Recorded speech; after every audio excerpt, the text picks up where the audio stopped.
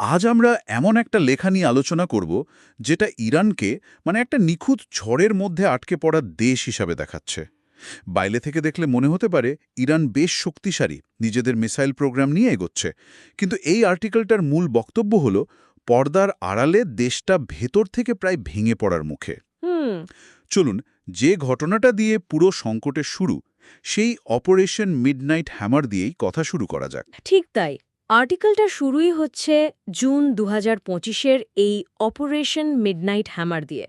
তখন ট্রাম্প প্রশাসন ইরানের পারমাণবিক স্থাপনার ওপর সরাসরি হামলা চালায়। আচ্ছা। এর মাধ্যমে ওয়াশিংটন একটা খুব স্পষ্ট বার্তা দেয়, মানে আলোচনার দিন শেষ, এখন পারমাণবিক কর্মসূচির সীমা লঙ্ঘন করলে তার ফল হবে সামরিক। কিন্তু ইরান তো এর প্রতিক্রিয়ায় আরও আগ্রাসী হয়ে ওঠে, তাই না? হ্যাঁ, তারা কিন্তু পিছিয়ে আসেনি, বরং চীনা প্রযুক্তির সাহায্যে নিজেদের ব্যালিস্টিক মিসাইল কর্মসূচি আরও দ্রুত গতিতে এগিয়ে নিয়ে গেছে। এটাই তো একটা ক্লাসিক চাল, বাইরে শক্তি দেখানো, যখন ভেতরটা আসলে নড়বড়ে। একদম। কিন্তু আর্টিকেলটা এখানে একটা মারাত্মক প্রশ্ন তুলেছে। শক্তিশালী মিসাইলের কী লাভ যদি নিজের দেশই ভেতর থেকে ভেঙে পড়তে থাকে? ঠিক। আর ভেতরের অর্থনৈতিক অবস্থা নিয়ে যে সংখ্যাগুলো দিয়েছে, সেগুলো তো রীতিমতো চমকে ওঠার মতো। হ্যাঁ, পরিস্থিতি খুবই ভয়াবহ। যেমন ধরুন, ইরানের মুদ্রার মান $1 প্রায় 14.5 লাখ রিয়াল। এটা তো ভাবাই যায় না। আর এর সাথে যোগ হয়েছে ৬০% মূল্যস্ফীতি, আর খাবারের দাম বেড়েছে ৭০%-এরও বেশি। সাধারণ মানুষের জীবনধারণ অসম্ভব হয়ে পড়ছে। হুম। আর দেশের একটা বড় অংশ তো তরুণ, তাই না? প্রায় হ্যাঁ। 40% বয়স 25-এর নিচে। হ্যাঁ, কিন্তু সেই তরুণদের মধ্যে বেকারত্বের হার ২০%-এরও বেশি, আর নারীদের ক্ষেত্রে তো সেটা প্রায় ৩৫%। মানে একটা মারাত্মক সামাজিক সংকট।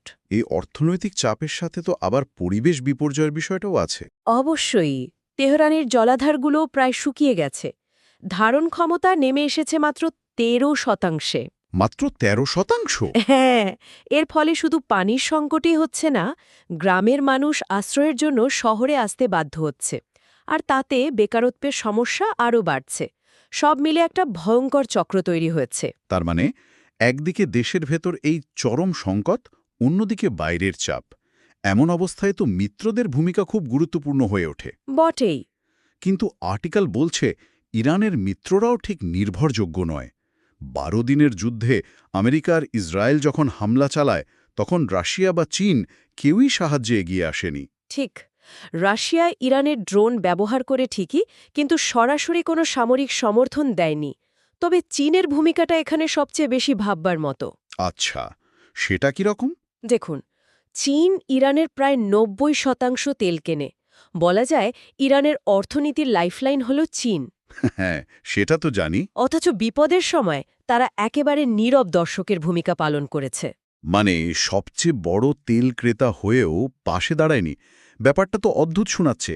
এর কারণ কি? হ্যাঁ, এবং আর্টিকেল অনুযায়ী কারণটা খুবই বাস্তববাদী।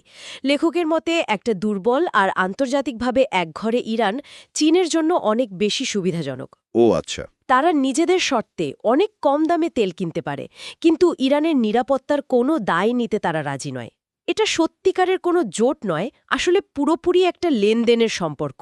তাহলে পুরো ছবিটা যাচ্ছে যে ইরান ভেতর থেকে অর্থনৈতিক, সামাজিক আর পরিবেশগতভাবে ভেঙে পড়ছে। তার মিত্ররা সুযোগ সন্ধানী, আর বাইরের শত্রুরা আগের চেয়ে অনেক বেশি সরাসরি আক্রমণাত্মক। একদম। সাধারণত তো ভাবা হয় যে বাইরের চাপে শাসক গোষ্ঠী আরও ঐক্যবদ্ধ হয়, কিন্তু এখানে লেখক বলছেন এর উল্টোটা ঘটছে। হ্যাঁ, অর্থনৈতিক দুর্দশার কারণে সাধারণ মানুষ সরকারের বিরুদ্ধেই আরও বেশি ক্ষুব্ধ হচ্ছে। বাইরের চাপের চেয়ে ভেতরের ক্ষোভটাই বড় হয়ে উঠছে। আর ট্রাম্প প্রশাসনের নীতিও তো খুব স্পষ্ট, তাই না? ঘন সহ্য করবে না। লেখকের কথায় পরবর্তী পদক্ষেপ ওয়াশিংটনের। তাহলে সারসংক্ষেপ এটাই যে ইরান এক বহুমুখী সংকটে আটকে গেছে, যেখান থেকে বেরোনোর পথ খুব সীমিত। ঠিক তাই। এই আলোচনা শেষে একটা প্রশ্ন মাথায় আসছে। যদি ইরানের এই একগুঁয়ে নীতি এবং তার প্রক্সি নেটওয়ার্ক, এই দুটোই ব্যর্থ হয়, তখন নিজেদের অস্তিত্ব টিকিয়ে রাখার জন্য তেহরানের হাতে আর কি বিকল্প থাকতে পারে?